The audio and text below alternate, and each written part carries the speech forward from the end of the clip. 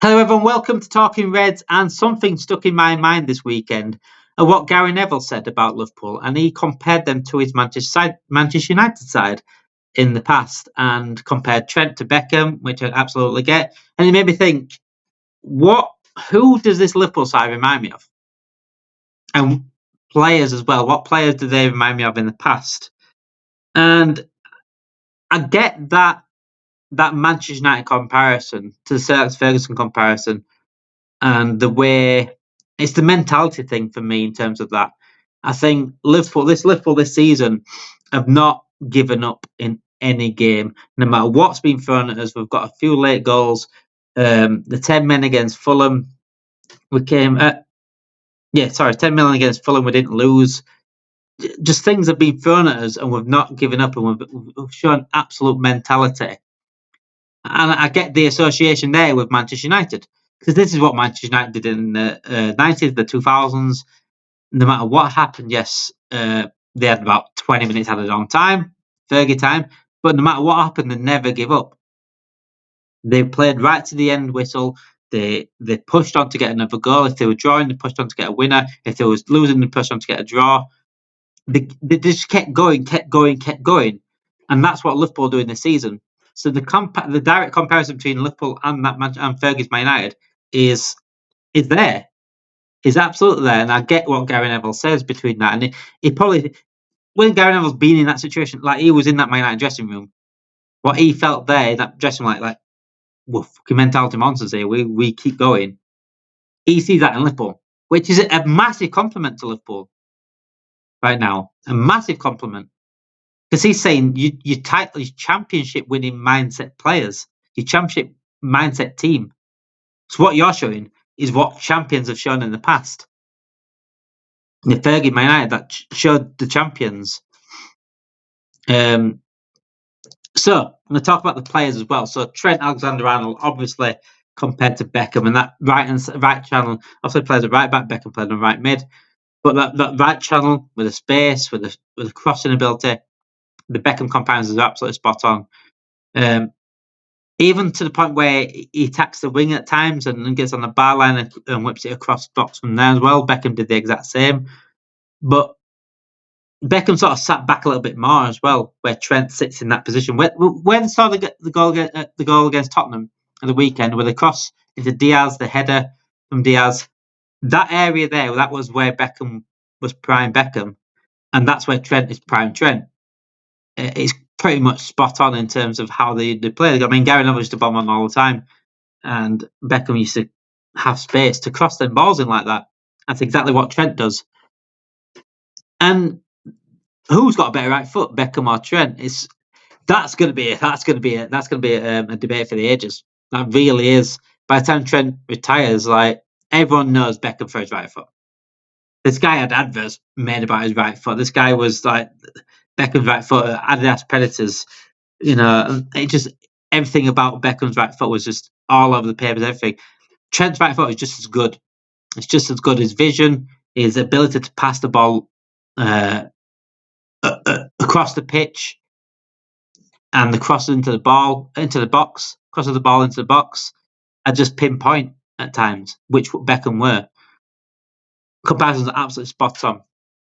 Going into midfield, that midfield, comparing it to the midfield of Manchester United. So there's probably two Man United areas, though, isn't there? There's the Scholes, Keane midfield, at times like Nicky Butt, and others around that area. But 90s, I want to say, I can't think who else were playing at that point. No, I was only a kid. But the 2000s one, then there's like Carrick, Scholes, Keane as well. There, Carrick came in, Pat Sung came in. So which one would I compare it to in terms of that? I'd probably compare it to the latter one, with obviously that's when three midfielders started coming in. I think your likes of your Carrick, you could see that as being Gravenberch right now in terms of ability. He wasn't really a DM, but he could sit there and control a little bit. I think Gravenberch should focus more on driving the ball. Carrick focus more on passing. but they play similar roles. Roy Keane could be likened to McAllister slightly, I'd say, just because Roy Keane did play DM, but at times he was a bit box to box. He did get forward now and then, and he liked to put a tackle in, obviously. McAllister's like a silent Roy Keane. Now, I won't say too much comparison on that, but I just think in terms of them going forward as well as going back and getting involved in challenges and things like that, I think they're quite similar in that. But I think Roy Keane was also much more defensively sound. I think McAllister's much technically better on the ball, so better going forward than Keane was. But Keane's a by far better player. But in terms of comparison for this episode, I say them a little bit like each other. Mohamed Salah, you'd straight comparison to later on, wouldn't you? With likes of Ronaldo on the wing, Ronaldo and Nani sort of thing. I'm trying to think of Premier League history though. Salah would be compared to. He's always going to get compared to Hazard. He shouldn't be in that debate. But in terms of that kind of player that can carry a team, I think Hazard did carry Chelsea a little bit. I think Salah can carry, but not as much. In terms of Man United's comparison, you'd like it into Ronaldo. The Ballon d'Or season from Ronaldo, I think we're seeing that from Salah right now. If he don't win Ballon d'Or, then something ain't right. The way he's playing right now, if he keeps this going anyway, Ballon d'Or should be in the. I think it should be in the bag. I know how these things work. Left hand side, Gakpo and Diaz.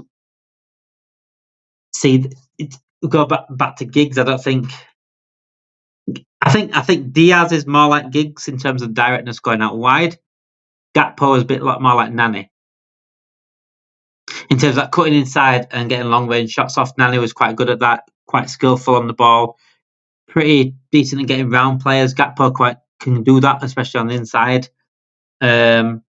So them comparisons, I think, quite near. I think Trent and Beckham probably an obvious comparison, but up front you've got Jota and Núñez. See, Jota relies on goals. Doesn't need many chances to score goals. Would I compare him to Van Nistelrooy? That's a tricky one because Van Nistelrooy just scored no matter what. I think Jota offers more off around the pitch than Van Nistelrooy did. Van Nistelrooy, I used to call him Bugliner, but he was a brilliant striker to get in those positions. He got in those positions. That's what I think Núñez had Van Nistelrooy had Núñez positions, but Jota's finishing. How about that? Van Nistelrooy was just absolute poacher. He scored so many goals for a reason because his position and his movement was sensational. His finishing was top class as well. Jota, I think. I don't think I'd compare Jota to Van Nistelrooy as such. Other Man United players I could think of in terms of close to Jota would be probably Tevez. Just the hard work rate. He's reliable to score goals. I think Tevez is a better player than Jota, clearly. He was world class, was Tevez. But I think he's probably the closest one to Jota in terms of that comparison for this episode. If you've got anyone else, let me know in the comments. Who would you compare Jota to in terms of Manchester United teams, the Fergie teams? Berbatov? Nah, he's not. Berbatov's more of the creator than the goal scorer. He did score a few goals, but silky skills. I don't think that's Jota. Jota's more of a bit like a poacher, but hard work in and around the box. So I think Tevez is the one I'd compare him to. All right, at the back, Virgil van Dijk. Clear comparison here. It'd be Rio Ferdinand, wouldn't it? Brilliant on the ball, brilliant in the air. Just dominant. One of the best centre backs to ever grace the game. I think Ferdinand, right? One thing I want to say about Ferdinand, I always remember calling fuck up Ferdinand. He used to make a lot of mistakes. I remember Bellamy doing him a couple of times. He used to make a lot of mistakes and costing goals. And that's why I didn't really ever take him seriously as much as I thought Vidic was a better defender. When I always come up against Man United, it was always Vidic. I'd feel like, yeah, he's a better defender than Ferdinand. But I do get the Ferdinand shouts, and I do get the comparison to Van Dijk, especially. because they're both ball playing. Ferdinand had played well in this day and age because of the way they would play football, playing out from back. It suited massively. Him and Van Dijk are always going to get absolute comparisons, but Van Dijk is the much complete and much better player. Not much, but he's better. My United fans won't admit that, but he's better. It's as simple as that. Virgil van Dijk, he does everything. And he plays the game like it's a training match half the time. Doesn't even break a sweat, and he's just sensational. Other than else, would you liken Konate to Vidic? I would actually liken Van Dijk, Konate to Vidic Ferdinand, but also the swap round because Ferdinand was on the right, Vidic on the left. Because Konate does what Vidic did, where the tough tackles, the more aggressive one, the more physical one, whilst Virgil's more calm and just strolling around and doing what needs to get it out, get on the ball, ping some balls around. Konate is more than Vidic one. I think Vidic will a bit more put your body on the line. Konate is more dueling and battling, I think, more than body on the line. But that comparison in terms of a pair, I think that's pretty close in terms of the comparison. Anyway, Robertson will be compared to Patrice Evra, but I think he's more like Dennis Irwin. I think getting forward, Dennis Irwin I think Dennis Irwin was ahead of his time as a fullback. He used to take free kicks. He used to get forward. He used to bomb forward. He used to be good on the ball. And I think that reminds me a bit of Robbo efforts. I won't say he's compared to Evra. So I would compare. I would compare him to Dennis Irwin. Alisson Becker in net. So this one is tricky because I think there's two Manchester United keepers that are up there for conversation in terms of best of all time in the Premier League. That's Pete Schmeichel and Edwin van der Sar. I would compare Alisson Becker to Schmeichel because of the one-on-one abilities. I think Peter Schmeichel was unbelievable one-on-ones, just like Alisson Becker is. I've heard in a podcast recently about Schmeichel saying he didn't really get coached as a keeper. It was just let him be a keeper, and it taught him how to be more risky when it comes to keeper. I think Alisson Becker's a little bit like that. Just be a keeper, just be yourself, and